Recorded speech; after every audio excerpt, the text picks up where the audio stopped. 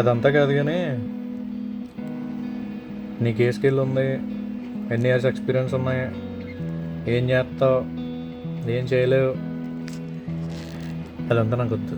నీ క్యాస్ట్ ఏంటో చెప్పు. నువ్వు క్యాస్ట్ గురించి చెప్పు. నీది క్యాస్ట్ మా క్యాస్ట్ అయితే నీకు జాబ్ ఇస్తాను, లేదంటే లేదు అని ముందే చెప్పొచ్చు కదరా. ఇంటర్వ్యూ చేసి అన్నీ అయిపోయాక వేరే వాళ్ళతో చెప్పిస్తారు.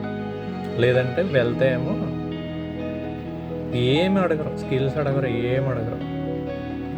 ఏం అడగకుండా మీరు అడిగేది ఏంటి? క్యాస్ట్.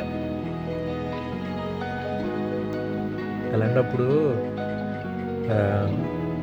ఈ బయట ఉంటాయి చూసారా, ఆ బయట కూడా మీరు క్యాస్ట్ పలానా జాబ్ పలానా క్యాస్ట్ ఉండాలి, క్యాస్ట్ సర్టిఫికేట్ తీసుకుని రండి అని పెట్టుకోండి.